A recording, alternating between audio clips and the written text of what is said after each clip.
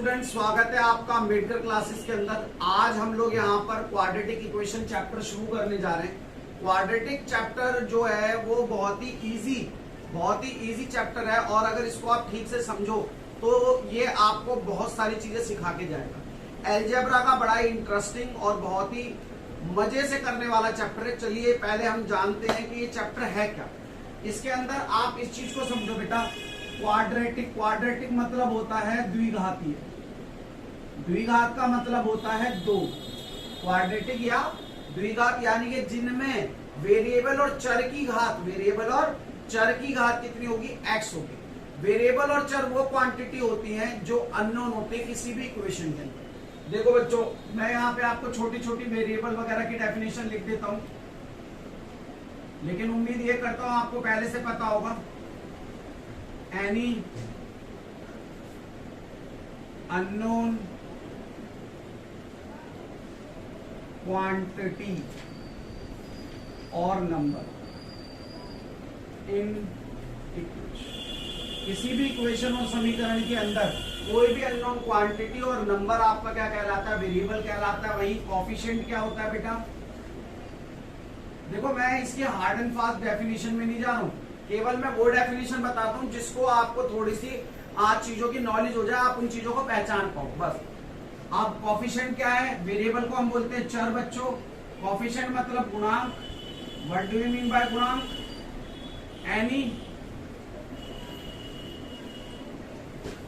Any constant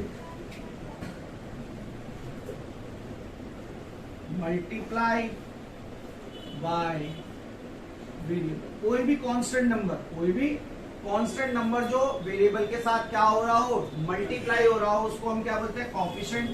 वहीं अगर आपका कांस्टेंट बोला जाए, कांस्टेंट क्या है यानी कि अचर पद, तो एनी नंबर लाइक 1 2 3 4 5 इंफिनिटी तक आप ले सकते हो। कोई भी नंबर हो सकता, कोई भी, ठीक है। तो ये कुल मिला के हमारी तीन चीजें होती हैं जिससे कोई एक्सप्रेशन बनता है।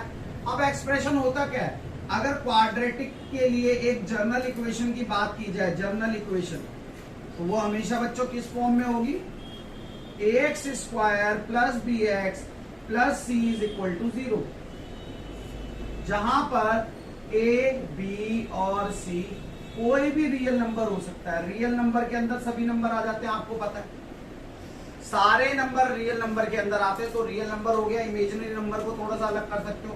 तो रियल नंबर आपका ये हो गया, और यहां पर a जो है वो कभी भी 0 के बराबर क्यों नहीं होगा।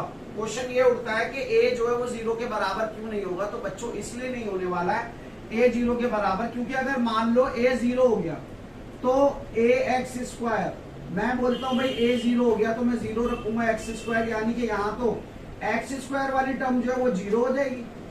और अगर x स्क्वायर वाली टर्म 0 हो गई तो मैंने आपको बताया क्वाड्रेटिक के लिए घात पावर कितनी होनी जरूरी है, 2।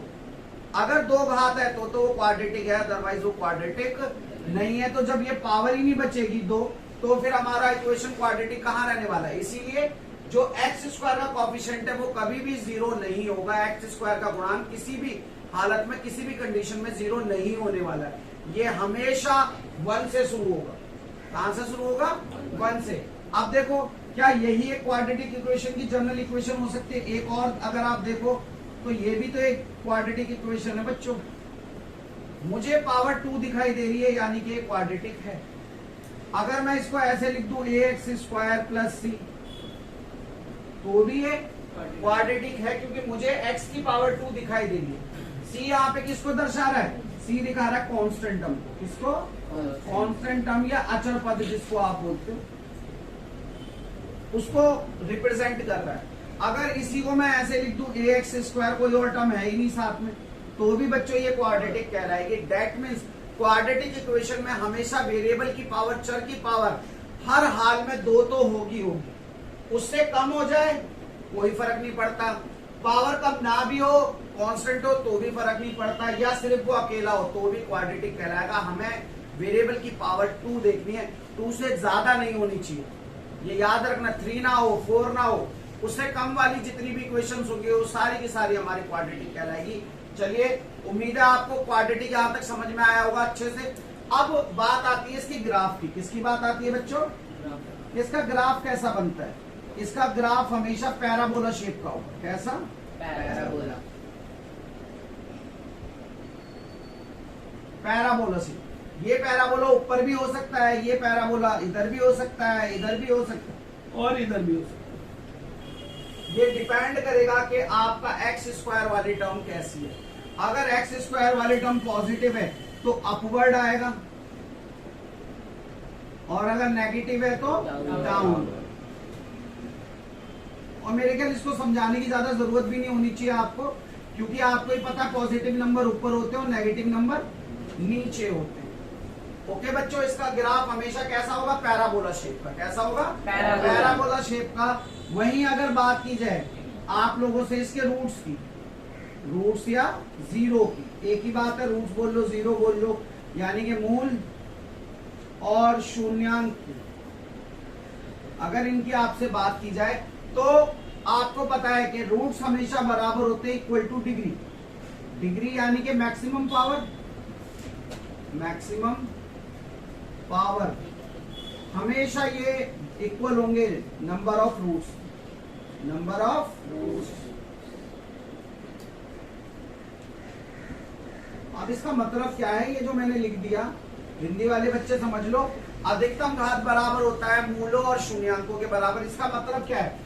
अगर क्वाड्रेटिक इक्वेशन की घात जो है वो 2 होती है तो इसके रूट और मूल भी कितने होंगे बेटा? 2 ही होंगे। इसके रूट्स भी इतने ही होंगे और मूल्स भी इतने ही होंगे, या जीरोस भी इतने होंगे। अगर पावर 3 होती तो 3 होते, 4 होती तो 4 होते। यानी कि इक्वेशन की मैक्सिमम पावर हमेशा आपको बताएगी, always tell you that how many roots it have. उसके अपने खुद के रूट्स होंगे कितने और कितने जीरोस होंगे। ओके बच्चों, ये कुल मिला के थोड़ा सा बेसिक मैंने आप लोगों को बताया है, कोशिश करा चीजों को कनेक्ट करने का। ये मैंने आपको पहले तो रिकॉल कराई सारी चीजें, फिर मैंने आपको जनरल इक्वेशंस के बारे में बताया। एक नहीं, मैंने 3 तरह की जनरल इक्वेशन बताई। इसमें ये समझाया कि a is not equal to 0 होना चाहिए। फिर हमने इसके ग्राफ की बात करी तीसरे नंबर पर, और चौथे नंबर पर हमने इसके रूट्स की बात करी। ओके, अभी इसके अंदर एक्सरसाइज 4.1 में आपको शुरू करवाने जाऊंगा, जिसके अंदर सबसे पहले हमें इक्वेशंस में ये पता करना है कि वो क्वाड्रेटिक इक्वेशन है या नहीं है। तो चलिए बच्चों, first of all note it down please, फिर हम लोग आगे बढ़ेंगे। तो आइए स्टूडेंट, एक्सरसाइज 4.1 का क्वेश्चन नंबर 1 के मैं 2 पार्ट आप लोगों के लिए मैं लिख चुका हूँ।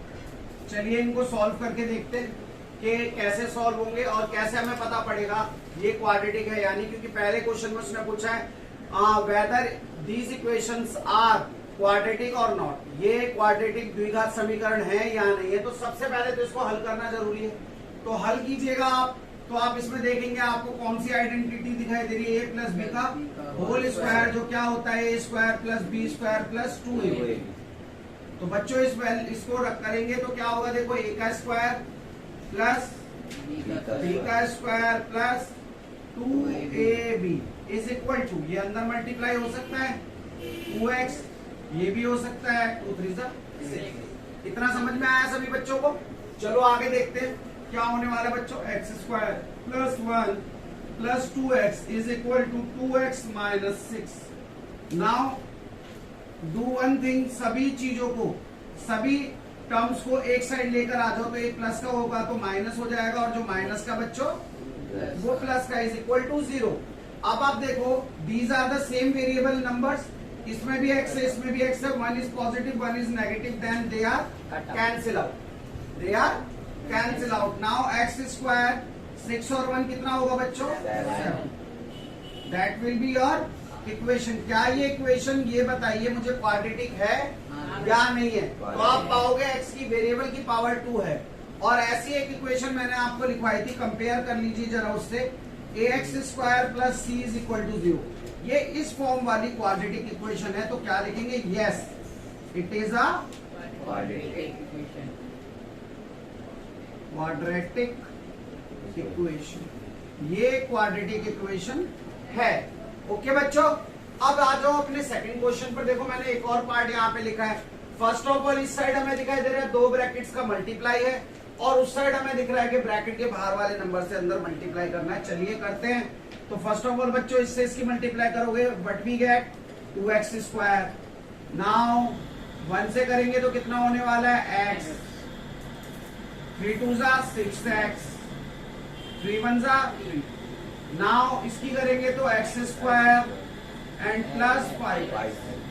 इसको सॉल्व कीजिए। देखिए these are the same terms with same variable. तो 6 और x प्लस माइनस माइनस होता है, 6 में से x जाने वाला है तो कितना बचेगा बच्चों 5x। Which one is greater? 6 is greater, so we are getting minus sign here, and minus 3 is already there, x square plus 5x. Now do again same thing, all the terms come here, come on your left side. तो क्या होने वाला बेटा minus x square, and that will be also minus x square is equal to 0. Now find out the same terms 2x square and x square. That will be our x square. तो x square में से 2x square, 1 is negative 1 is positive, तो हम इन दोनों को क्या करेंगे बच्चों सब्ट्रैक्ट कर देंगे। क्या करेंगे सब्ट्रैक्ट। तो 2 में से एक माइनस होने वाला है तो कितना बचेगा x square. Now 5x and 5x both are negative, then minus minus is plus होता है, but sign we are getting minus, तो कितना आएगा 10x and minus 3 is equal to 0। Now see के आपको x की पावर कितनी दिखाई दे रही है 2, उससे कम है कोई टेंशन नहीं है, उससे ज्यादा उससे ऊपर कोई वैल्यू आपको दिखाई नहीं दे रही है। दैट मीन्स ये क्वाड्रेटिक इक्वेशन है, यस है ना। और इसके लिए जनरल इक्वेशन कौन सी लिखवाई थी मैंने आपको, ax plus bx plus c is equal to 0। That will be your general equation form. सो हमने 2 इक्वेशन उठाई और दोनों ही हमारी क्वाड्रेटिक इक्वेशन निकली। हम लोगों को मैक्सिमम पावर से इसके बारे में पता करना होता है। रेस्ट ऑफ द क्वेश्चंस में से एक क्वेश्चन और मैं आपको समझाऊंगा, उसके बाद बाकी के सारे क्वेश्चन आपको घर से ट्राई करने हैं। First of all note it down please. तो आइए स्टूडेंट्स हम क्वेश्चन नंबर 1 का नेक्स्ट क्वेश्चन देखते हैं, पार्ट देखते हैं जो मैंने आपको बोला था कराने के लिए। मैंने यहाँ पे क्वेश्चन भी लिख दिया क्योंकि कुछ बच्चों के कमेंट्स आ रहे थे सर क्वेश्चन भी लिखा कीजिए, तो मैंने वो भी लिख दिया। Check whether the following are quadratic equation. ज्ञात कीजिए क्या ये द्विघातीय समीकरण है या नहीं है। तो मैंने इसका लास्ट जो पार्ट था वो मैंने उठाया है और इसको मैं सॉल्व करने के लिए जा रहा हूं। जरा देखो क्या होगा। x की पावर 3 माइनस 4x स्क्वायर